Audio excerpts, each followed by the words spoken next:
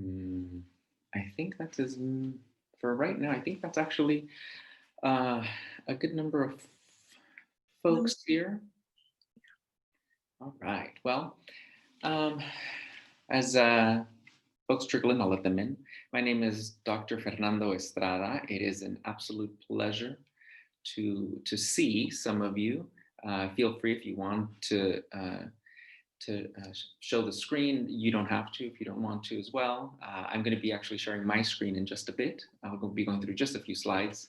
But along the way, if you have questions, I absolutely encourage you to raise your hand, drop it in the box, and my co-academic director, Dr. Hoskin, will help me monitor that.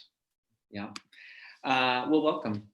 You're interested in coming to one of really the most sought out programs here in the School of Ed and really all of LMU.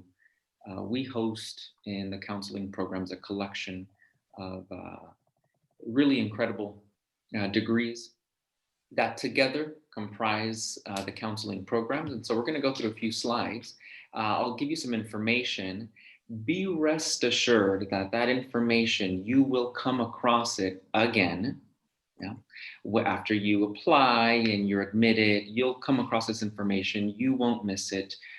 Feel free to just listen in, take notes if you want to, but do not take yourself too much out of the present moment. Again, I want to remind you, you'll come across this information in the near future. I'm going to go ahead and just share my screen here as I go through a few slides. Actually, let me, can I do it from here? There we go. All right. Well, a little bit about our programs here. I mean, we're just some of the merits that we've received over the last few years. We sit really in an important place here in Southern California because it gives us so much access to not only a diverse population, but a diverse array of agencies. And so as we go through, you'll notice that we harness the expertise not only of those around us, but also of our community. Just a quick agenda of what we're going to go through. And I'll take some pauses throughout just in case there are any questions. Want to make sure that we get to those. This is our, I'll go through just a few of our resident faculty members. We have Dr. Atwater, who is a professor here, comes to us from her program at UC Berkeley, where she received her PhD in education.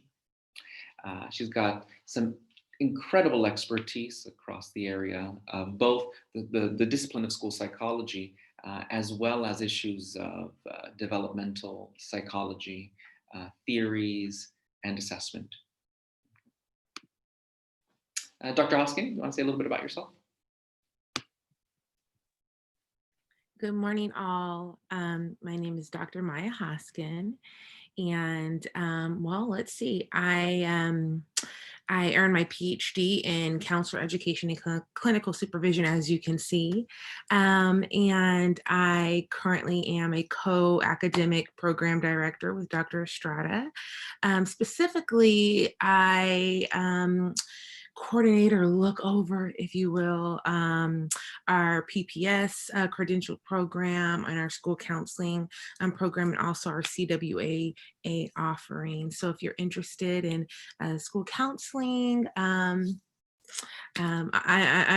your go-to for that, and I'm just super excited. I'm a little limited on on words because I just recently had my wisdom teeth pulled a few days ago, so I'm a little jumbled. But I'm just so happy to see all your faces here, and I look forward to hopefully looking over your applications and meeting you in the future.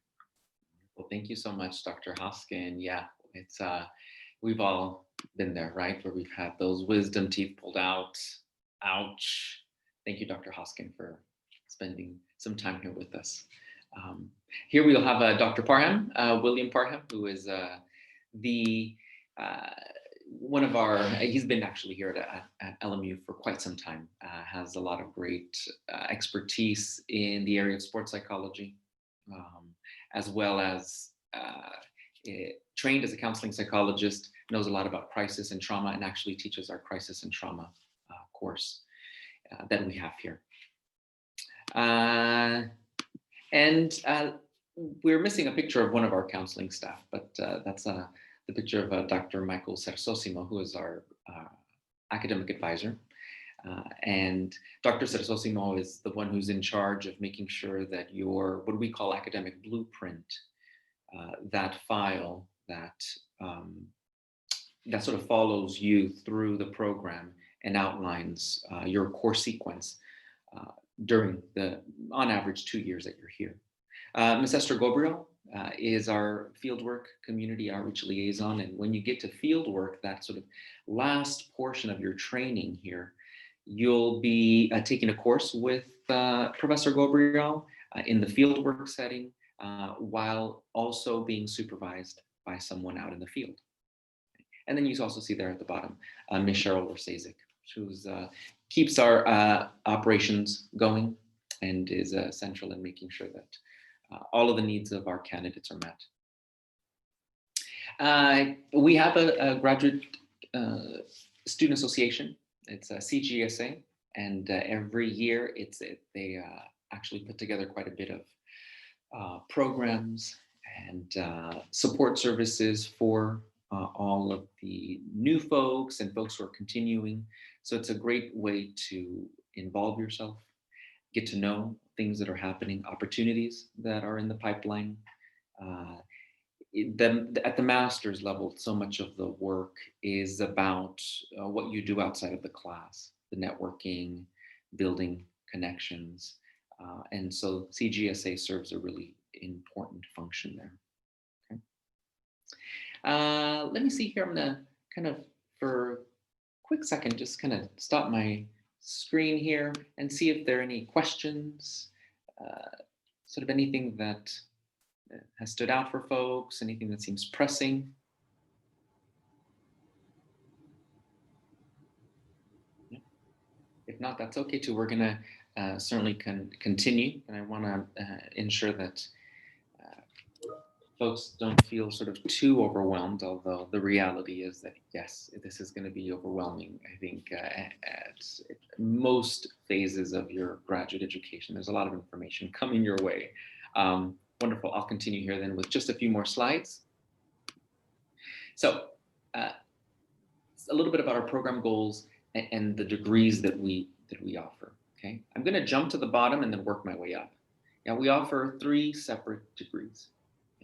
The 41 unit, the one in the center, guidance counseling, and that is the degree that works at helping candidates get to a place of employment in typically higher education. Oftentimes, folks are wanting to go into some career advisement, residential life, student affairs. Yeah, sort of all of the different areas within the sort of the institution of academia that provide support services to students outside of sort of direct counseling or psychological services. Yeah, the 48 unit program, and this is a separate degree that focuses on school counseling, yeah, and training individuals to work within the school setting, within a framework of mental health, prevention, and remediation. Yeah. You'll see the PPS there, and that's the licensure that essentially this degree prepares you for to be entered to be able to enter the schools and work within the school systems. The last one that you see at the far right is our 60 unit, clinical counseling. It's our LPCC focus, where the students who obtain this degree are essentially aiming to work in a clinical setting, possibly in a community-based agency providing counseling services. The LPCC, of course, the licensure, right, separate from the PPS, right? The LPCC is the licensed professional clinical counselor. and it's governed by the Board of Behavioral Sciences. Okay. So these are the three that we offer. Now, one thing that you should note is that you can combine, or in other words, do both of the far end degrees, the 48 and the 60. You could opt to get the 60 unit and actually do the PPS along the way. So you actually graduate with the 60 unit degree and you're ready to sit for licensure, right? Both to enter the schools as well as to enter that clinical setting and do private practice, okay? So in essence, we have four sort of offerings, though we really offer 3 degrees, okay? And above what you see is just our theoretical foundation, our pedagogical grounding for how we teach you here at LMU and in the counseling programs, okay? Um, I'm going to sort of, this is a slide that you'll come to. This is actually just the more comprehensive theoretical grounding of our pedagogy. It's Ignatian pedagogy. You're going to come across this. It's actually in every syllabus that you receive in our program. This is included in it. It reminds you, again, of our pedagogical grounding here in this Ignatian history. One does not have to be Catholic or espouse Catholic principles per se. That's not an expectation that we have, but we do certainly reflect the tradition of that Ignatian approach of a student-centered, person-centered style of counseling. All right. I want to kind of take you quickly here, just to give you a bird's eye view of what you're going to come across over, let's say, 2 years. Okay. You're going to begin with some of the level 1 introductory courses like foundations, theories, or helping skills. Followed over, so you're working your way up to the level 2 more intermediate courses. Notice that we do include summer classes. Okay. This is important. Our sort of 2-year average estimate, it includes you taking advantage of the summer offerings. All right. And so we provide courses during the summer. They're broken up into 2 sessions, summer session 1 and summer session 2. So there are lots of opportunities to continue to fulfill your requirements, and to get out in a timely manner. You'll notice that at the very end there, what you're doing is preparing to essentially enter fieldwork, accrue your hours right before you graduate. So I want to take another pause here and see if there are immediate questions, thoughts.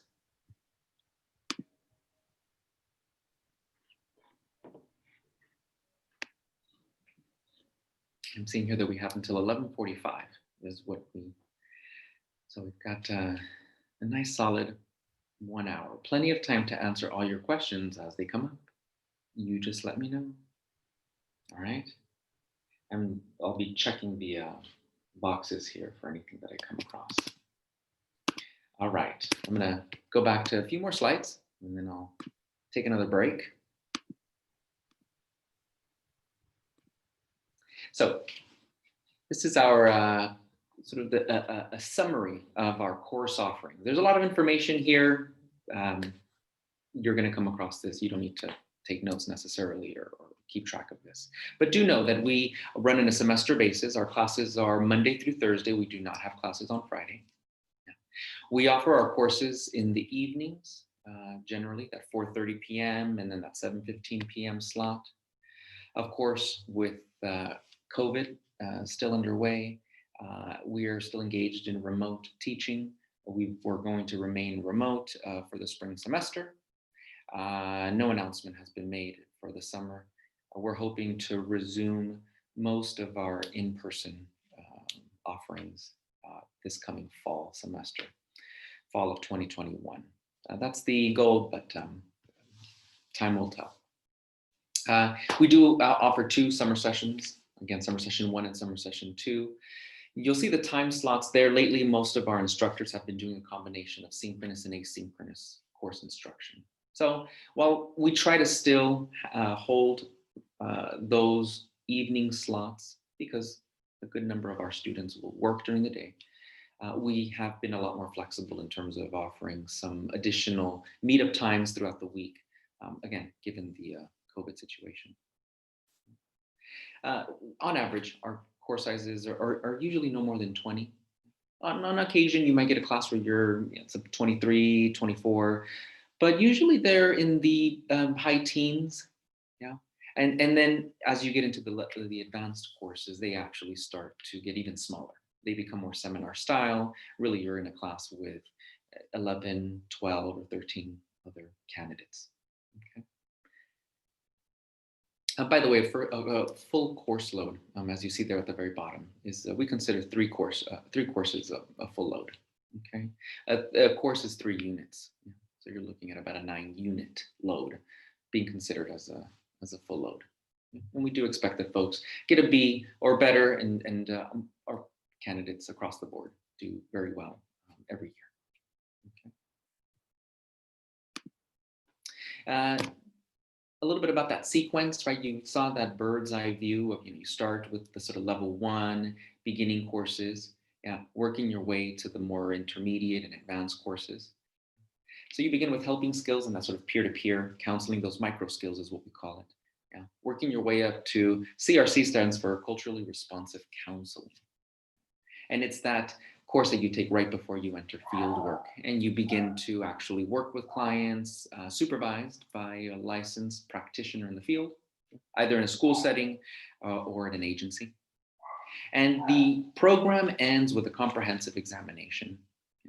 This is an exam that is administered outside, actually through Pearson, their testing sites. So this is the National Counseling Comprehensive Exam that all counselors who are preparing to enter the workforce take. And you must pass to graduate.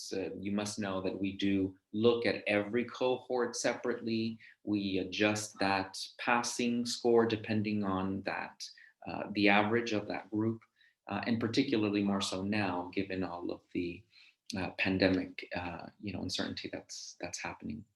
So we remain flexible and mindful of all of the things that are happening, even as we still stay steadfast with our requirements through the program and in terms of exiting as well with this comprehensive exam. Okay. Counseling fieldwork, again, that last portion at the very end where you take typically 2 semesters. Guidance counseling, folks, that first degree that I described, 41 unit, it's usually 1 semester of field work, 1.5 depending on summer, 2 for sure if you're doing the school counseling or the clinical counseling, because of the amount of hours that are required. And there you see some of those hourly breakdowns. Okay, I won't go through all of it in detail. You can take a look there for yourself. Do know that you're going to come across this information at a fieldwork orientation session, at an info session, actually, right when you start the program. So you'll be reminded of all the requirements and the things that you have to get together and prep. All right, we do have a list of sites that you can access, and that's the best place to start to identify a fieldwork site. However, there are cases in which new sites become available. You may know of one. The Professor Goldberg will remind you to let her know as soon as possible, because it does take time to get an MOU started with a new site. We're talking easily upwards of 4 to 6 months. So do not wait to the last minute if that's something you are thinking about.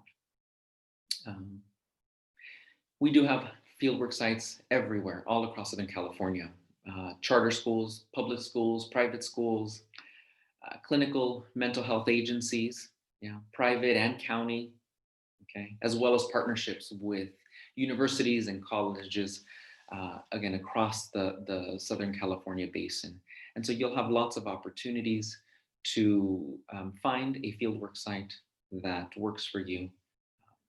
And again, you'll have plenty of time to be able to identify that as you go through your coursework here through the program.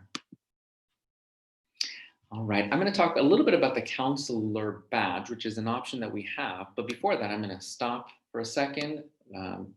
Wonder if anybody has any questions, anything that has sort of stood out, pressing. I was wondering if we enter our classes with a cohort and stick with them throughout, or if it kind of varies in your classes. What a great question. Yeah, we are a non-cohorted program, collection of programs. So while you all you'll enter with the same group, your academic blueprint will determine your overall trajectory, and that academic blueprint you'll work collaboratively with Dr. Sersosimo, your academic advisor.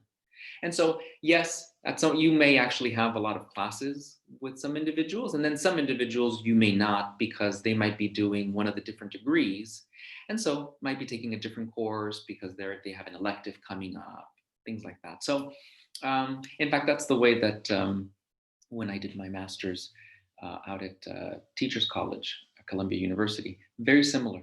We all started the same, sort of at the same time, but everyone sort of spread out immediately after because everyone had sort of different emphases or different degrees. Some were going school counseling, some were going counseling psych. So it was that kind of an experience. You'll see folks sort of throughout campus, but you may just not necessarily have them in all of your classes. Thank you. Yeah, good question. Other questions?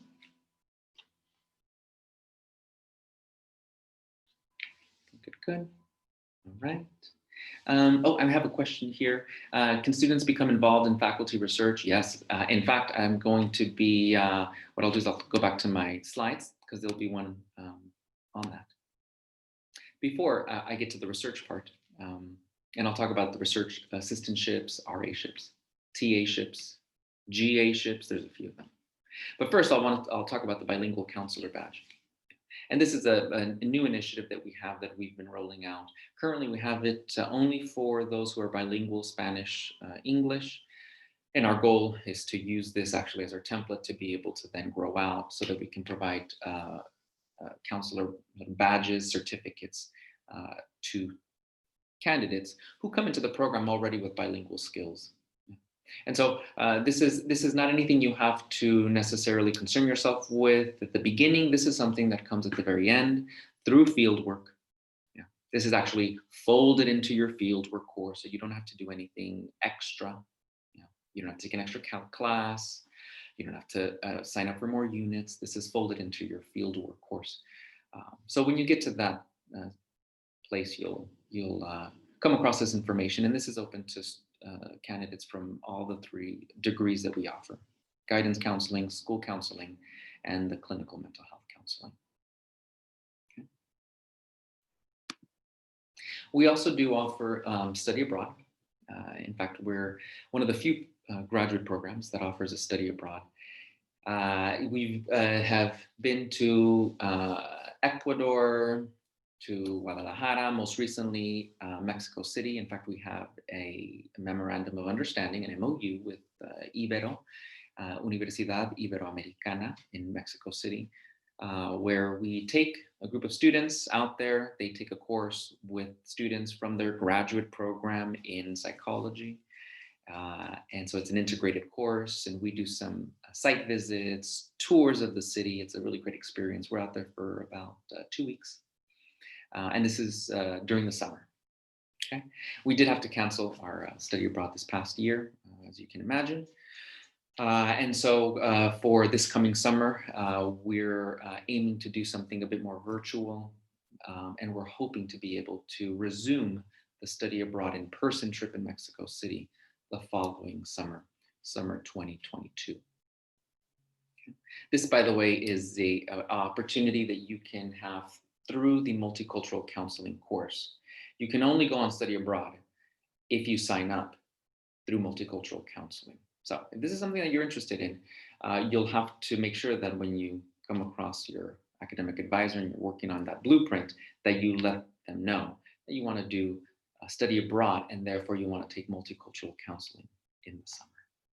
Okay, you'll be reminded of all of this. Yes, research. And then, of course, scholarships. If you are interested in research, and we always have a good number of students who are interested in pursuing advanced training, for example, the PsyD or the PhD or the EDD, we have students who've gone to all those advanced degrees. only takes some initiative from you to reach out to one of us and let us know that you're interested. Every faculty is engaged in slightly different work, and so it's up to you to engage the faculty about their work, ask them, get informed, look on the website, look at our CV, our curriculum vitae, and then reach out. And you don't only have to stick to the faculty member in the counseling programs. You can go out to some of the other departments, out to some of the other schools and colleges within LMU if that's an interest. Yeah, and we can certainly facilitate those conversations or meetups with the faculty if you're interested. The same thing actually with graduate assistantships or teaching assistantships. All of them are very much sort of initiative based. If you want it, you have to go out and seek it. You have to ask. Yes, at times we will send out opportunities via our counseling listserv where all the students who are in our program are signed up. And we'll send out opportunities as we come across them. Yeah. But a good number of the times, faculty are just sort of by word of mouth, sort of taking on students, right? Students that they've met, that they may have developed a working relationship with. And so those students tend to hear about opportunities that the faculty will have in the coming semesters. So if you want to plug yourself in, reach out, ask, get to know the faculty, and then that way you can begin to network. And also CGSA is another great source for you to plug yourself in and to learn about these opportunities. In terms of scholarships, you see there at the very bottom, we do have an office that helps folks in obtaining scholarships from various sources. Okay. And so there are also opportunities along the way, of course, for additional funds, whether you're working on a special project, and those come up along the way. We can't always predict them, but when we receive them, we send them out to students. Okay. I'm going to talk a little bit about the CWA, but before I do that, I want to see if there are any questions, follow-ups to the faculty research question. Good question. Is there like do you offer an entry exam, or is it required to have an entry exam? I'm not sure what's it called. The GRE. Uh-huh. Yeah. No, we don't require the GRE. You must know, however, that if you're pursuing the school counseling degree, that 48 unit, right? The CBEST is required. Yeah. That's a requirement for that degree. That's a requirement to receive that PPS licensure. Yeah, that is the exam that I would have you sort of put on your radar. In terms of the other 2 degree offerings, guidance and counseling, or the 60 unit LPCC, we don't offer, there's no sort of entry exam. However, we remind you that at the end of the program, you do have that comprehensive examination to take to graduate our program. And that's for all of the 3 program offerings, the degree offerings that we have. And one thing to note about the CBEST, they've recently, in our program has followed suit. I think we actually implemented it before the state, but because of COVID, there's a change with the CBEST. So you don't have, right now, you can be provisionally admitted into the program as long as you meet all the other criteria without taking a CBEST. But that's with the understanding that you take the CBEST by January, I believe, 2022. So within your first year of the program, you have to have completed the CBEST. That's right. That's right. And the great points to take here. And the situation is fluid. It really is. And so I would not bank on this provision, this current sort of, provision that's out there, right, with the CBEST. I wouldn't bank on that to be permanent, that will at some point be lifted. We just don't know when. So, have that CBEST on your radar if you're pursuing that school counseling degree. All right. Yeah, there's a hand here, Kimberly. Yeah, because that was my question in regards to the CBEST. I know for the application, it does say like to put it, but if you submit the application without the CBEST, it will still like accept it. Am I my understanding? Okay. That's right. That's right. Mhm. Yep, we will still process it, review it. Absolutely. Mhm. Good question. Any other questions, clarification points? All right. Dr. Hoskin, did you want me to talk about the CWA, or would you? How would you like? Um, I can talk about it. Yeah, That's okay. fine. I'll Yeah. let you. There we go. So our CWA offering is somewhat of kind of an added certificate, and really we offer it for obviously current students, and it's most convenient for current students, but we do within a certain window allow it for alumni. So let's say you go through the school counseling program, and you think to yourself, oh gosh, I really wish I could have gotten at the CWA. You can always come back within 5 years, I believe it is. But in terms of the actual offering, what it essentially does is it allows individuals who have been issued the PPS credential to work directly with students in terms of looking at attendance issues, truancy issues, those types of things, right? And so this gives you the authorization to do so, which is really powerful as a school counselor to be able to say that you have that authorization, or you have the credential rather to carry out those home visits and and deal with those specific truancy issues.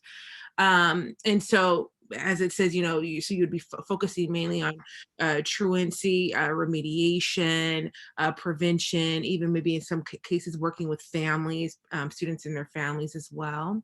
And so the program itself, or the offering itself, is made up of three courses for a total of 9 units, so 3, 6, 9, and they can be completed in one academic semester, or they can be completed over the course of an entire academic year, just depending on your schedule and what you can take on.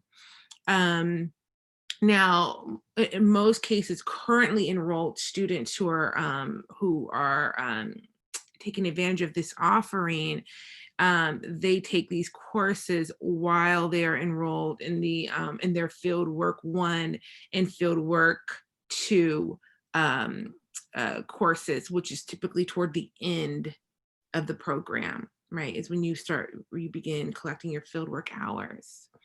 And I've already said, the CWA authorization, again, it just makes you more viable, more marketable upon graduation, because it expands what you're able to do and what you're able to offer and how you're able to market yourself in the job market.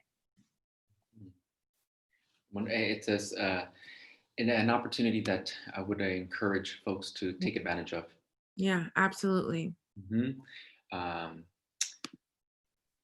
This is sort of the end portion, but not necessarily the end of our sort of talk with you. But I do want to give us some time to maybe go back to some of the slides, depending on what folks still want clarification on.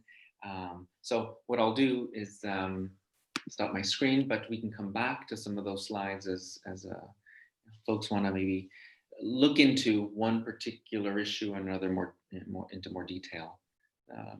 So with all that we've gone over, what are some questions, concerns? I know we went over quite a bit. Hi, can I ask a Yeah. question? Yes, Kate, how are you? Okay. Hi, good. How are you? Good, thank you. Okay. So I understand the CBEST is currently postponed as of now, and I also saw on the flyer that this applies to the certificate of clearance as well. The certificate of clearance, like the Yeah, the blueprint, the yes. I saw this on a 7-page LMU SOE counseling PDF that you guys sent out, and it just said in like red also the same guidelines, how note the certificate of clearance requirement is currently postponed. Mm. Is Yeah, I that think correct? that is that the light scan Yeah, Yeah. Like, Mhm. that is. Yeah. it's all that, yeah, it's all the external outsourced stuff that we sort of have little control over. In fact, similarly, you should know that the comp exam this semester went haywire in terms of all of the online registration for those who are signing up to take the comp exam. The system went bonkers, and essentially nobody could get in for like almost 3 weeks. And so by the time they did, all the spots had been reserved, and it was a mess. So there are things, again, it's a fluid situation. Some of those temporary lifts, we fully anticipate for them to come back. It's just a matter of when. So yeah. Okay. Mhm. So as someone who's applying for fall 2021, should I just prepare and like in case that the clearance lifts, should I have like the CBEST and the certificate of clearance ready in case so my application can at least be reviewed? Is that what you're saying? We'll review your application because those lists are still in place. We'll still review your Okay. application. Yep, you don't have, Okay. it's similarly to the prior question, well, if you don't have your CBEST, Right. we'll still review, we'll still Okay. consider it. Yep, until that ban lifts, will we then require you to actually go ahead and input that information, right, as part of your application. Yeah, I think the Mhm. main takeaway is just, I mean, you can go ahead and apply without the CBEST. But I think the main takeaway is to be Yes. prepared to take it Yep. when the lift, Oh, right, when the lift does, yeah, when that Yeah. expires, just be prepared to take it at that point. Yeah. Yeah. okay. Got it. Thank you. You're welcome. Good question. Other questions? Yes, Kimberly. Hi. When is the fall 2021 deadline by any chance? Do you mean to enter in the fall? Yeah. To enter this coming fall 2021, right? Yeah. We have a pretty sort of open window. Again, the situation is fluid, and even our admissions interview cycles have also been a bit more fluid. If you're wanting to enter for fall 2021, we just need to make sure that you submit your application and are interviewed by no later than that first round of interviews that we have in the summer. The summer right before. That's usually the sort of at the very tail end, but typically most will apply during the spring semester. Yeah. So spring 2021 is when folks will sometimes apply for fall 2021. Yeah, you want to make sure if you do decide, if you know you want to apply, you try to apply by spring, so then that way you can make the necessary adjustments that you need to make, whether it be financial aid and allow time for that.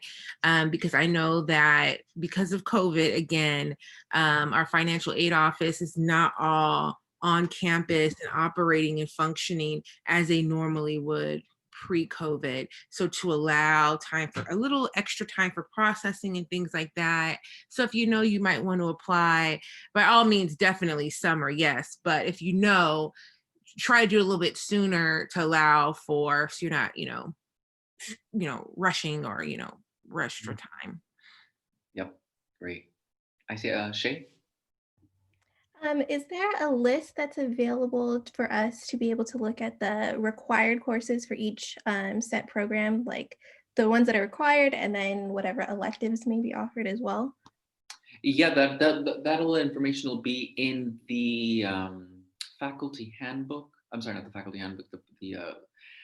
The program handbook that you can access, but it's actually also in the bulletin. If you go on to the university, it's called the University Bulletin, and it's the comprehensive document that lists out for all of the different degrees, the requirements, the courses, it's all online. So you can certainly access that to see kind of what are some of the different course offerings. I will let you know that the course offerings are actually, there's a high degree of overlap in terms of the courses that the students from all three different degrees take, right? So school counseling, guidance counseling, and then those doing the clinical mental health, right? Folks are taking foundations, theories, helping skills, research methods, group counseling, lifespan development, Yeah, these are all really part of the core, sort of the 12 core courses, where folks really begin to sort of take much more separate course offerings is really when you get to those advanced courses and field work. Folks will split off, some will go into the schools, some will go into agencies. The guidance and counseling folks have the fewest amount of units, whereas clinical mental health has the most, and so they have some additional electives to take, addictions counseling, for example, psychopharmacology, things like that. So some of the other programs will be taking some select courses, while others, in most of them, you'll actually be seeing each other in those same courses. Okay, so like within the, when you mentioned the study abroad, and you said that to do that, you would have to, express to your advisor that you wanted to take the multicultural counseling class. Is multicultural counseling then not a requirement for like the clinical mental health route, or is it one of the requirements? It is. Okay, good. The multicultural counseling is a requirement across all three of the degrees. Okay. Absolutely. Yep. And I also just copied and pasted a link to that bulletin that Dr. Estrada just referred to, just for your access. Now that bulletin is just more general. So if you go through it, there's some links where it can kind of give you splinters off and gives you more specific information about the actual offerings, but that's the general counseling, and you can kind of navigate through that. Mhm. Site and figure it Thank out. you. You're Yeah. welcome. Good questions. Let's see, I've got a hand here. Cindy? Hi, everyone. Yeah, my name is Cindy. I use the She series, and I was wondering if you could go a little bit more into the bilingual counselor badge. Is there like a test that we need to take beforehand to be placed? Yeah, and again, the bilingual counselor badge takes place at the very end with field work, and so it's rolled into the work that you already do. And so really you're required through field work to audio record or video record your sessions with clients. That's part of the requirement. And so you select one of those videos for me to watch. Yeah, and then I observe the video and rate you on my rubric for bilingual Spanish English proficiency. So you don't have to do anything necessarily additional, right, in terms of doing another separate course or another separate session. It's rolled into the work. It's up to you to select a video for me to then evaluate. Mm-hmm. Thank you very much. Yeah, you're welcome. Oh, and to be clear, no test. Yeah, but there's no sort of at least not now. There may be in the coming years. I've been thinking about maybe having like an essay portion, clinical write-up portion. I'm not there yet, but soon there'll be a test. Other questions? Did Cindy have her hand up? Oh, Cindy, did you still have your? Sorry, I forgot to lower it, but thank you. Awesome. Janet, did you have your hand up? Yeah, hi, good morning. I was actually planning on applying for summer 2021, and I saw that there was 2 sessions, so I was a little confused on, do we only go to the first session and then second, or how does it work exactly? And when is the deadline for that? Yes. So for summer, you can enter in the summer. You're right, and we offer 2 semesters in the summer. So in other words, you have options of taking courses, summer session 1 and or summer session 2. Yeah. You can take both. Yep, you can take, yeah, we have students who will take a class in summer session 1 and then a class in summer session 2. Yep. And in terms of your other question was in terms of the application process, sort of what's the latest? Yeah. To start again in the summer, you really want to make sure that you by the first sort of at the early end of fall, early spring, go through that admission cycles to be prepared for the very start of summer. Okay. Yeah, the earlier the better. Right? So ideally, sometime like the end of well, we have an interview admissions cycle coming up, actually, I believe next week. So you could, for example, do that in preparations for a summer entry. Okay. And how many courses do you take in the summer? It's up to summer courses. Something you need to all understand is that they're condensed. Okay. And so the regular 15, 16 week course is condensed to 6 weeks. Oh. It's a lot. It's a lot in a short amount of time. So yeah, you can take 1, maybe 2 courses summer session 1 and another 1 or 2 courses in summer session 2. Be prepared to take care of yourself, get some good rest, eat, because it is a challenge to do the back-to-back. Candidates can do fairly easily the 1 class summer session 1 class summer session 2. The stacking 2 classes per summer session gets really, really tough because folks are really meeting, and the whole Zoom fatigue has been especially real for folks. And so it seems like taking a class during the summer online in that crunched, condensed setting for some is going to be even tougher than doing it in person. So just something to think about depending on how you are online. Okay, maybe I'll aim for fall 2021. Thank you. Yeah, it's up to you. And again, if you have sort of follow-up questions, do let us know. Yeah, we want to make it work for you. Yeah, definitely. So much. Thank you. You're welcome. Yeah, hand by America. Hello, good morning. So I have a question about the multicultural class. You said it was a requirement. And then earlier you mentioned that it was a study abroad class. I was wondering if the class was also offered here within on campus. That's right, it is.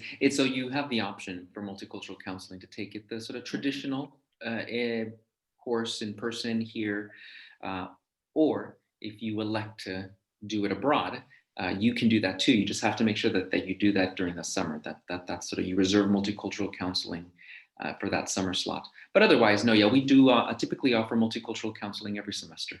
Yeah. Okay. Thank you. Good question. Other questions?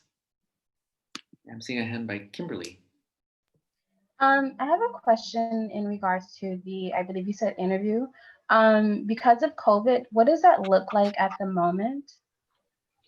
The interview actually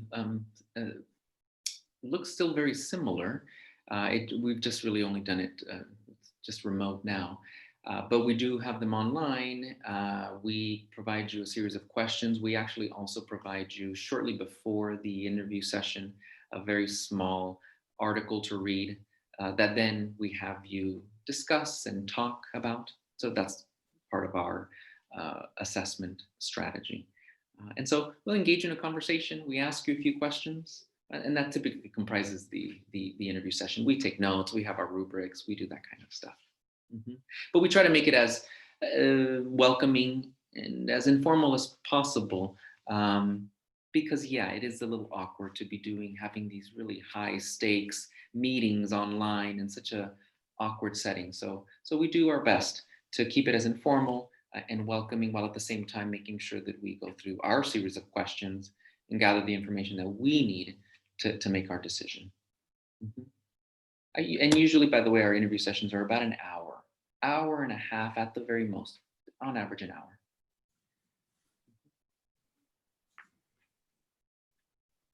Other questions?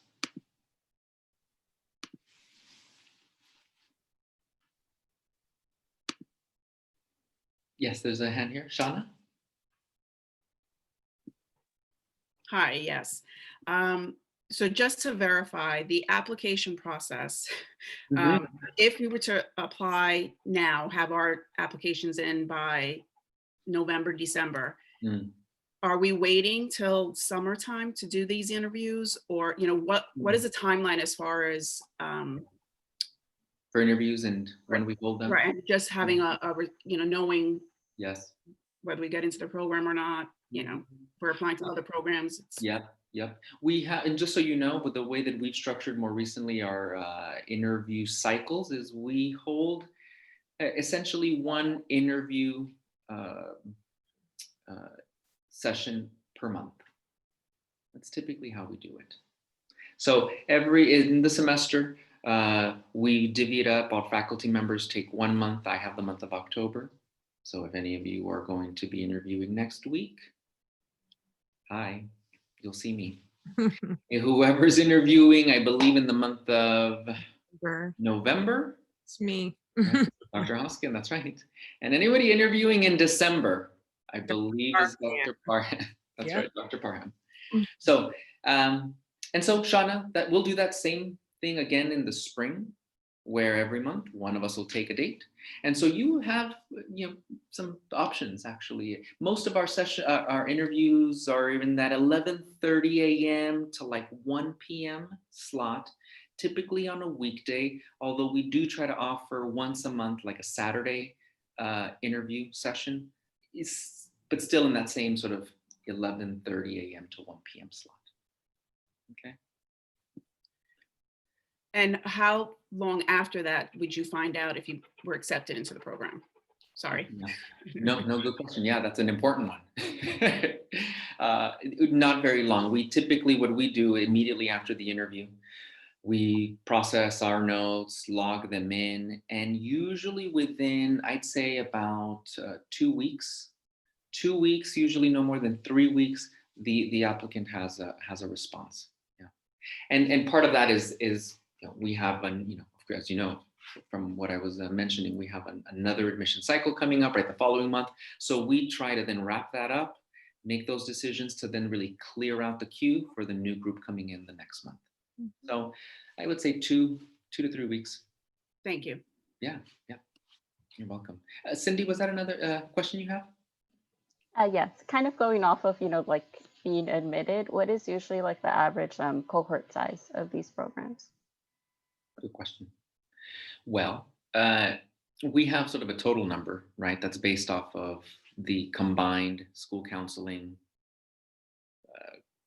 guidance counseling, and then the LPCC degree. But individually, those programs obviously are a lot smaller. Yeah. Our largest cohort tends to be the guidance counseling. Those folks tend to kind of, when we accrue for that year, let's say the admits from, let's say, summer and fall, right? Because again, we have those rolling admissions. We usually see like a cohort of about 20 something. Yeah. And then they started to kind of, just a little lower, they kind of started to trickle down a little bit with the LPCC degree and then the school counseling degree. But then, of course, you combine them together, and then, well, yeah, you have sort of a large cohort when you kind of see us all as one group. Again, we're housed in one program, the counseling programs, even though we offer 3 separate degrees. Yeah, so we can't seem like a big bunch, actually. Yeah, we are kind of intimidating. School of Education, but that's good. And you want to know why? Because we're surrounded by folks who are doing teacher prep, right? In fact, we're called the School of Education, right? Because it's very teacher prep focused, right? As most School of Education are. So we're the counselors, right? Who sort of kind of hover around campus, right? Asking everybody how they're doing and checking in on people. So, thank you. Good question. Let's see, other questions? Oh yeah, Julissa. But yeah, for the 3 sections of the counseling department, are in terms of financial aid, are they the same price or they're all different price levels? Right. Mm-hmm. Say tuition fee is the same. The only difference, of course, comes in that total price in terms of unit count, right? If you're getting the guidance counseling degree, you're paying for 41 units. School counseling, 48 units. And if you're getting that clinical mental health counseling degree to prepare for the LPCC, you're looking at 60 units. And if you're doing the combined LPCC PPS, well, that's 60 units too. So that's really where the differentiation comes in. But across the board, tuition price per unit, the same. Mm-hmm. Good question. I know the financial piece is important. And so definitely ask now and ask later as those questions emerge. I'm mindful of time and we have just a few more minutes. So definitely love to field any more questions. And if folks, yes. Oh yeah, I had a question going off the financial aid one. So for students who are trying to start in the spring semester then, ideally FAFSA would be submitted almost a year beforehand, but then how does that work for students who want to start in the spring? Yeah, that tricky timeline. I don't know that it works like, I think that it might work like that in undergrad, even ideally in a graduate program, but I think that it works. It can be expedited a little bit more for a graduate program. Mm. Um, that said, that's why I say if you are, or Eunice, are you thinking about applying for the spring? Yeah, I mean, it's flexible. It's just like it'd be cool to start soon. But then when I was looking at it, I realized that, you tend to submit FAFSA and things like that like 6 months beforehand. What I would suggest, unless Dr. Strada, you know something different, what I would suggest is I would, if I were you on Monday morning, I would call LMU's financial aid office Okay. in the morning and I would say, hey, listen, I want to, process of applying to a graduate program, blah, blah. And I'll be in a position to submit my FAFSA within, however, probably sooner than later, maybe within a week.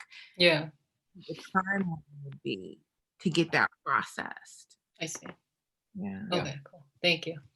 I would encourage that. Yeah, it's a good question, Eunice. And yeah, Dr. Hoskin makes a great point. Absolutely. In fact, with all these financial aid questions and specifically around the FAFSA, your go-to people are directly those financial aid officers. So make sure that you go online, get their information, get that email, send that email now if you want, right? Make sure they have that first thing Monday morning in their inbox. And then maybe you can follow it up with a phone call. Yeah, absolutely. Yep. Valerie has a question as well. How would you describe the counseling program's culture? Good question. Hmm. Well, I mean, I don't know where to begin. Well, let's begin with Black Lives Matter. How about that? I mean, really, I will start with that because that's been certainly an issue that has reverberated across entire LMU campus, and our counseling candidates are leaders in really the movement on campus for ensuring equity, diversion, and inclusion across all sectors. In fact, some of our current students are in the process of trying to start up a Black Graduate Student Association for the first time. So that's in the works. So I mean, so what's the culture like? So that gives you a sense of what the culture is like here. We're advocates of an anti-racist pedagogy and curriculum. You're going to hear that over and over. Yeah. We're big on social justice. Yeah.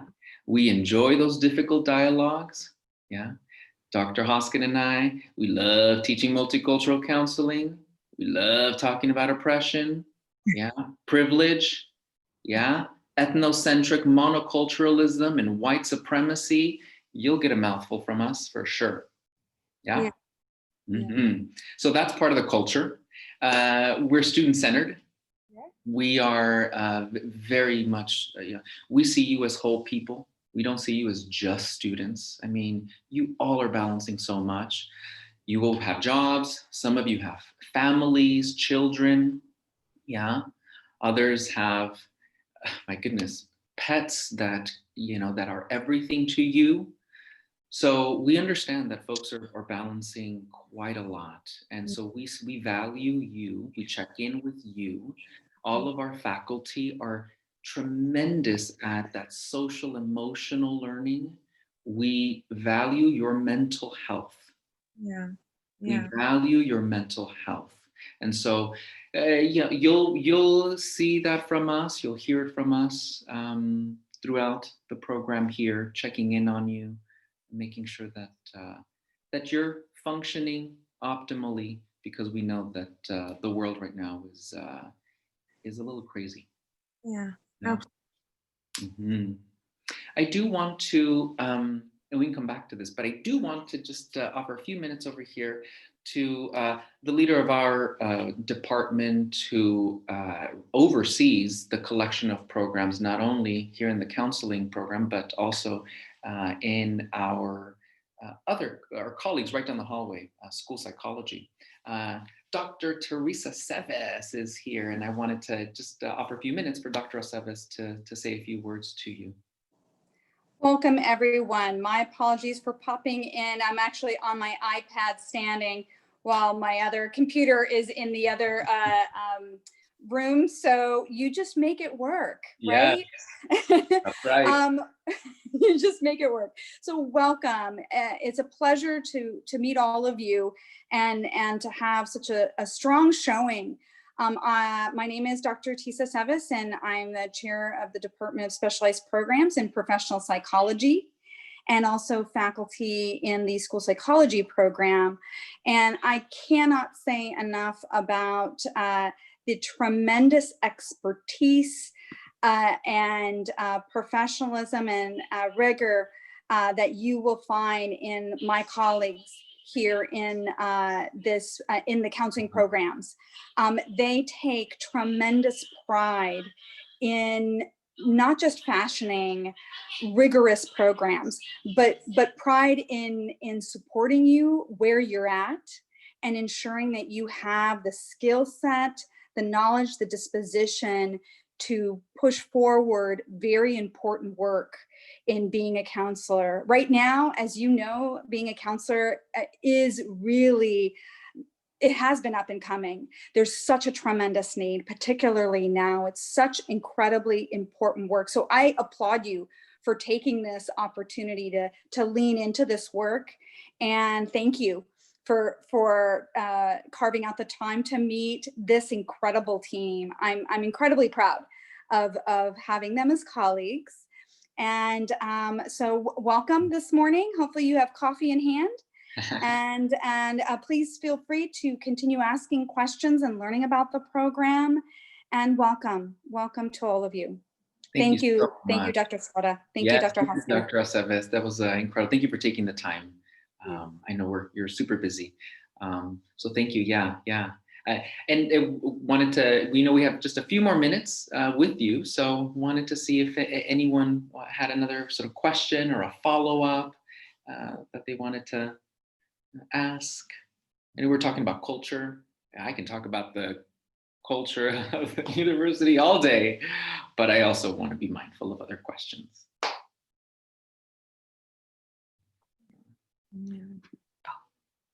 Quick question. Yes, Eunice. This is technical, more like, would this presentation that you showed us today be available to us afterwards? Yes, it is. Well, we're being recorded. Yep, it's being recorded. Okay, cool. I believe what you'll do is you'll be getting a link from not from me, it'll be the graduate office, who you've been corresponding with for the. Yeah. They'll send a link. Okay, thank you so much. You're welcome. And if you do, again, need more information, or you wanted to see maybe some of those slides, or that, feel free to contact any one of us, and we can more than happy to share any of that information. Mm-hmm. Yeah. I mean, and I'll be on the lookout for questions as they come up. Please feel free. But again, I'm going to talk about culture. I told you. The culture here is so supportive, and it's made supportive by CGSA. That's the graduate group that we have on campus, Counseling Graduate Student Association, and they help establish such an incredible atmosphere for students. And they've been doing that a lot actually these last few months with all of this remote teaching, putting on events, getting their IG page, fixed and ready to go, and all of the links and resources. So CGSA is a group you're going to absolutely want to plug yourself into. And if you happen to not come to LMU and you go somewhere else, find their respective graduate student association and plug yourself in. At the master's level, at the graduate level, it's about you making your degree work for you. And so it is about the networking and the relationship building. And a lot of that happens when you're participating in events. Of course, it happens in class, but that can be limited, right? You've got class going on and assignments, but outside of that, you can really develop some lasting relationships that can not only help you along the way in the program, but far beyond, and all of you are preparing to enter the workforce as professionals, as counselors, as educators, some of you as licensed practitioners. And so the networks that you create during your master's training is really going to be pivotal in you making your degree work for you. Okay, so doing that here at LMU means you plugging yourself into CGSA, into their work, getting to know some of those student leaders, and sort of branching out from there, and really knowing all the resources that are at your disposal.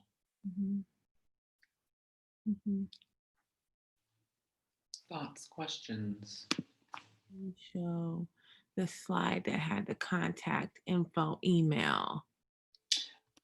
Yes, I will absolutely share that so that you can, so you all see there. Here's my email and Dr. Hoskins' email. Feel free to shoot us if you have further questions, things that you'd like to follow up on. Absolutely. Mm-hmm.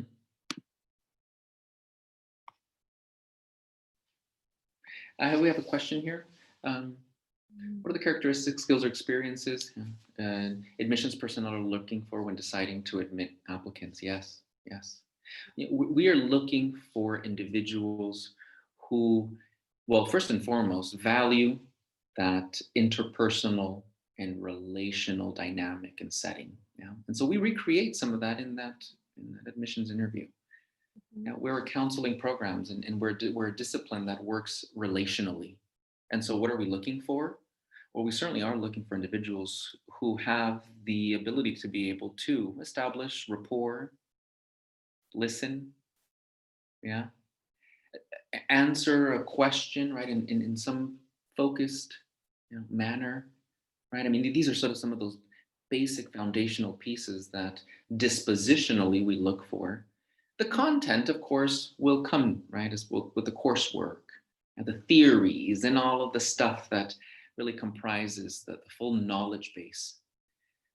We understand that you don't necessarily have all of that, but what you should have is that authentic curiosity, a genuine interest, right, in learning how to help others through yourself, right, through you. As counselors, we are the tool, right? We are a mechanism, and so we use that facility intentionally, and so we're looking for individuals who are interested in doing precisely that. I would even say a little bit of self-awareness. Oh, absolutely. A little self-awareness goes a long way, right? Yeah. And also flexibility. Flexibility and to be open and receptive to learning, hearing perspectives, right? That's a big piece of it as well. Yeah. Counselors are lifelong learners. Yeah. And we don't ever reach a point where we say that sort of we've reached our expertise threshold. No, there's always something else to learn. And so being lifelong learners is a disposition that we start to look for from the very beginning. And that's part of that curiosity, that genuineness, the interest that you have, that you express. And more than anything, really, we're looking for you. We're looking to know you, your genuine, authentic self. Yeah. So really wanting to emphasize, you don't have to be anyone other than you. And in just focusing on that, you'll do just fine. We've got just a few more minutes left. Any other burning questions or thoughts or fears? How about that one to end the session? And and as questions or fears or come to mind over the weekend and the coming weeks, I'm glad Cindy asked for Dr. Estrada to go back to that slide. Feel free to email us at any point. We're definitely here to answer any questions that you have. I'll put my email on the box so that folks can also.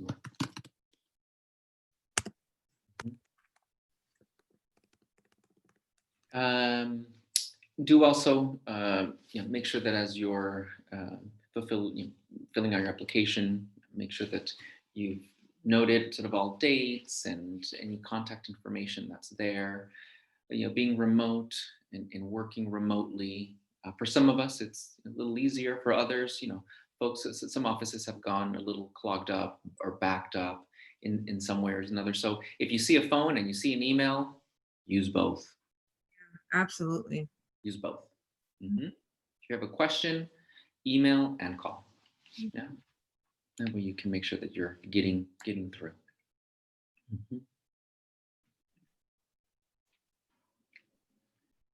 Well, I want to say, oh, yes. Kate. Yeah. Yes. What do you think for the application process, as well as the interview process, are the most common mistakes that prospective students make, if any, that we can learn from and avoid? What a great question. And at the very end here, okay, let's see if we can give you a really solid one before you all have to go. That's a great question. Sorry. No, that's great. Well, one thing that I, as an interviewer, look for are for individuals who know how to zip it and listen. How to zip it and listen, and you'd be surprised, because in those anxiety settings, right? It's common to go. One thought leads to the other. And before you know it, you've taken up the entire airtime, right? That's a red flag. That oftentimes is a pitfall for some students. Yeah, not for everybody, but something that if I were to kind of give you one tidbit, it would be that, be mindful of your own anxiety and how much that's manifesting in you kind of needing to talk. Dr. Hoskin, any? Self-awareness. I